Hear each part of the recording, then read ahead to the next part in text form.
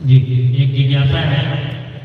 महादेव की तस्वीर में बाघ, बैल, सांप, चूहा, कार्तिक जी, गणेश जी सभी हैं। उन सब साथ में दिखते हैं, पर हम लोगों में मतभेद क्यों? देखिए, हम लोग शिव के शिष्य हैं। शिव जैसा बनने की कोशिश करेंगे। शिव का परिवार दो तस्वीरों में दिख रहा है, बाघ, बैल, बकरी, मोर, चूहा सब एक साथ है। तो क्या प्रेम से हम आप यहाँ नहीं है?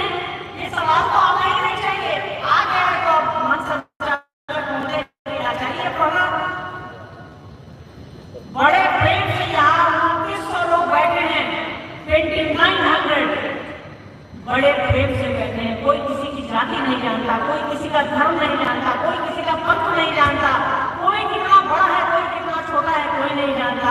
शिव की शिष्यता तो आप में दिख रही है, शिव का परिवार तो आप में दिख रहा है। सवाल क्यों उठा है?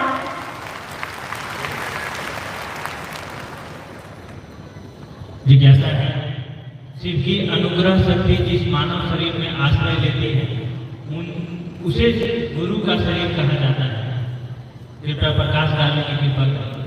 ये एक ऐसा सवाल है जिस पर हम लोगों के पिता से हम लोगों ने कहा है, मेरा नहीं कहा, मैंने नहीं कहा, मेरे पिताश्री, हम लोगों के पिताश्री हमेशा मौन रह गए। तो हमारी और आपकी औकात क्या है? साहब की पुस्तक पढ़िए, समझने की कोशिश करिए कि गुरु शरीर किसको कहा जाता है और गुरु शरीर में कौन है। इस तो साहब ही मौन रह गए, तो हमको और आपको मौन रहना आवश्यक है। ऐसे हम लोग बराबर साहब से सवाल किया करते थे। उनकी पुस्तक की लाइन है ये, दो जगह उन्होंने कहा है गुरु जिस शरीर का अवलंबन करते हैं उसको गुरु शरीर की संज्ञा दी जाती है। अब आप खुद समझ लीजिए। एक जिज्ञासा है, अनुभूति और स्व अनुभूति में क्या अंतर है? अनुभूति जो हम आप समझते हैं, जो हम आप फील करते हैं, उसी को अनुभूति कहते हैं। स्वानुभूति, स्व मतलब मैं, अपना, अपनी अनुभूति, मेरा सामान, मेरी चप्पल, मेरा सोच, मेरा सपना। तो अनुभूति किसी की भी हो सकती है जो हम आप सुना सकते हैं। जैसे अभी हमने कहा ना आपको, साधु का मरते नहीं, साधु कभी मरते नहीं, वो मेरी स्वानुभूति थी, पर हमने आपको अपनी अनुभूति सुनाई। तो जो आप खुद फील करते हैं, खुद सीखते हैं, खुद समझते हैं, खुद एहसास करते हैं। कोई रसगुल्ला खा रहा है तो वो बताएगा ना कि रसगुल्ला मीठा है कि कम मीठा है, चाय में चीनी है कि गुलाब है। तो जो पी रहा है वही बताएगा। तो जो पी रहा है उसकी अनुभूति स्वानुभूति हुई, जो बता रहा है कि भाई चीनी लगा के चाय है, वो अनुभूति हुई। वो आप पर भी काम कर सकती है। स्वाद जैसे लगेगा मतलब मेरी अनुभूति है।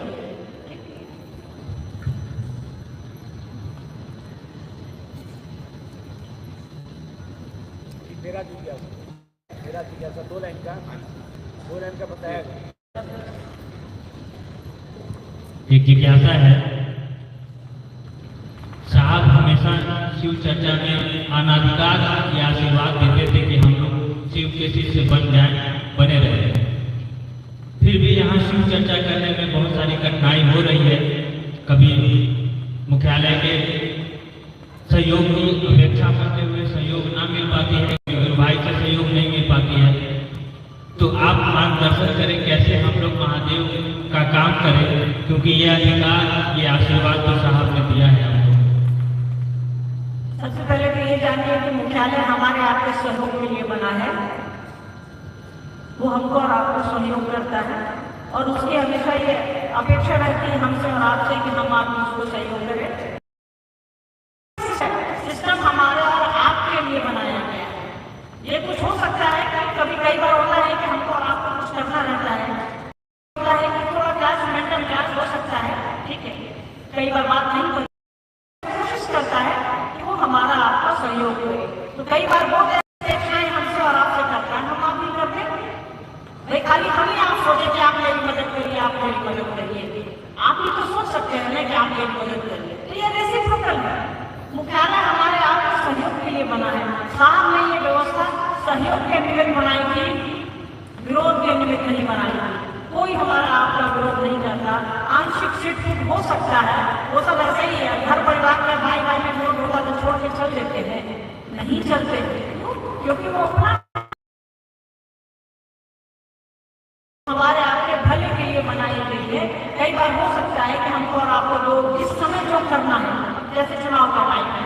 अभी हम आप बाहर निकलेंगे, कायदे से हमको और आपको धीरे धीरे निकलना है, क्योंकि इलेक्शन है, आचार संहिता लागू है। ठीक है, हमको और आपको कानूनी ऑर्डर है इस कार्यक्रम को करने का, पर कानूनी ऑर्डर होने का मतलब ये नहीं है कि हम आप कुछ भी कर लें। ये मुख्यालय देखेगा ना, उसकी अपनी जिम्मेदारियां हैं, हमारी आपकी अपनी जिम्मेदारियां हैं, दोनों मिलकर के अपनी अपनी जिम्मेदारी निभाएंगे, कहीं कोई पटपट नहीं होगा, कहीं कोई अभाव नहीं होगा। तो दोनों को मिला करके चलने की कोशिश करिए। अब आपको लगता है कि कोई आपको सहयोग नहीं कर रहा है, तो एक बार बात कर लीजिए, जाकर के बात कर लीजिए, वहां सबका स्वागत है। एक जिज्ञासा है, शिव को भावजनित प्रेम ही स्वीकार, गुरु को भावजनित प्रणाम ही स्वीकार है। दीदी इस विषय पर बताने की कृपा करें। भावजनित प्रेम ही स्वीकार है, तो महादेव हमारे आपकी तरफ शरीर में तो है नहीं कि भूख लगी है तो रसगुल्ला खिला देंगे, खाने का टाइम हो गया तो खाना खा लेंगे।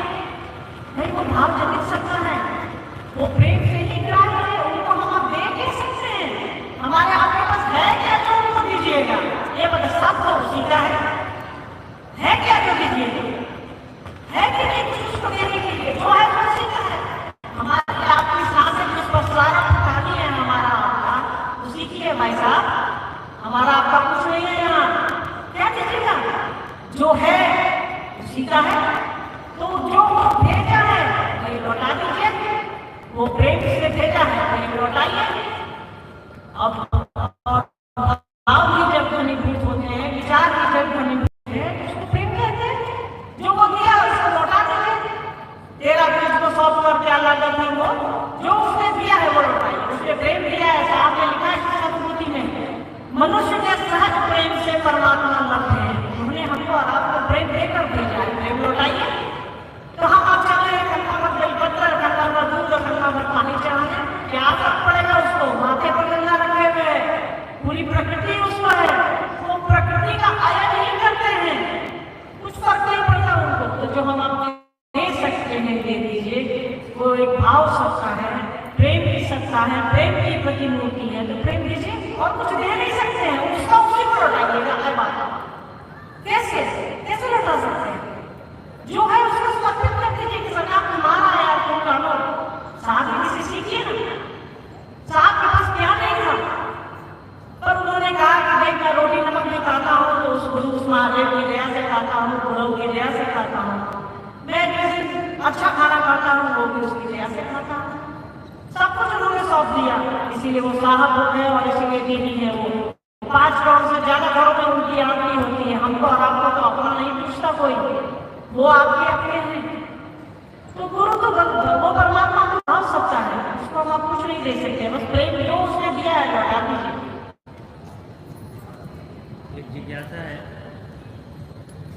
साहब कहते हैं नकल में एक दिन असल में बदल जाता है।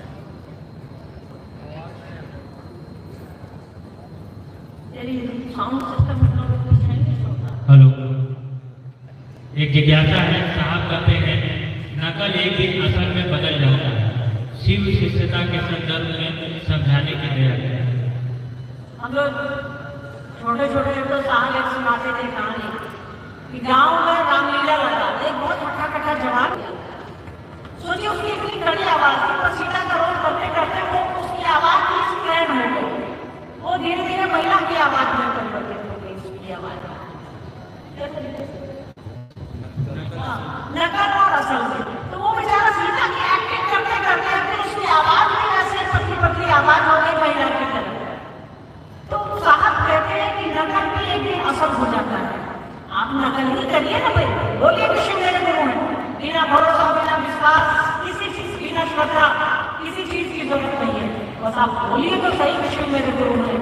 इस बात की बड़ी बड़ी ताकत है कि आपका आचरण बदल देगा, आपका जीवन बदल देगा, आपका सब कुछ बदल देगा। और आप बोलिए तो सही, हम आप बोले नहीं कभी क्या बोले, बोलिए मन नहीं हो तो भी बोलिए कि सरकार आप मेरे गुरु में मुझ पर दया कीजिए, एक दिन उसकी दया आपको बन जाएगी।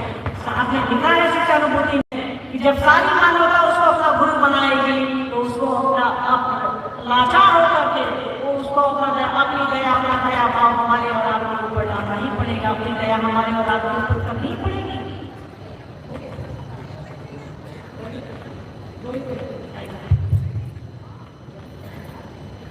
जी, एक आग्रह, एक विनती आया है कि लवली दीदी और मोनू भैया से आग्रह है, मंडल सर से आग्रह है कि हम लोगों को पुनः जो है इंडोर स्टेडियम में कार्यक्रम देने की कृपा करें। पुनः हम लोग ताज महादेव का काम करने में हम लोगों को सहयोग करें। देखिए, हम लोग करेंगे, इंडोर स्टेडियम में कार्यक्रम करेंगे, सब लोग आएंगे, कोशिश रहेगी कि हम लोग सब लोग आए, सबसे बात हम लोग करेंगे। कार्यक्रम सहयोग से होता है, आपसे भी उतना ही सहयोग अपेक्षित है। हम सब जो एक साथ रहेंगे और इसका कोई भी काम महादेव की दया और साहब जी के आशीर्वाद पर चलेगा। बाकी हमारी आपकी मेहनत भी वही करवाते हैं, सब कुछ वही करवाते हैं, हमारे आपके हाथ में कुछ नहीं है, बस हम सोच सकते हैं। ठीक है, हम कोशिश कर सकते हैं, भरोसा दिलाते हैं आप लोगों को कि आप लोगों के बीच फिर आएंगे। कब आएंगे ये नहीं मालूम होगा, आएंगे जरूर। एक जिज्ञासा है, शिव का दर्शन और साहब का दर्शन कैसे होगा? शिव का दर्शन और साहब का दर्शन कैसे होगा? तो आप साहब का दर्शन कर लीजिए, शिव का दर्शन वो करा देंगे। वो कह रहे हैं आपको, आओ चले शिव की ओर, ये उनके दिल की आवाज है, हम आप सुन ही नहीं रहे। आप बंद किए हुए करें, सीढ़ी चढ़ा दीजिए, तो दूसरे पर भरोसा करके छोड़ दीजिए, वो दर्शन करा देगा। और अगर उसने आगे की है तो देखिए सामने की सीढ़ी है, और अगर आप बंद किए हुए तो भरोसा करना पड़ेगा, भाई सामने वाला जो है हमको पकड़ के ऊपर चढ़ा देगा, हम नहीं गिरेंगे। तो आपके लिए साहब और दीदी माँ उपलब्ध हैं, उन दोनों को पकड़ लीजिए, शिव को पकड़ लीजिएगा, शिव को पकड़िएगा, साहब दीदी पकड़ा जाएंगे। क्योंकि शिव शिष्टता का मार्ग उन्होंने ही बताया है, 3 सूत्र उन्होंने ही बताया है, शिव का राजमार्ग उन्होंने ही बताया है।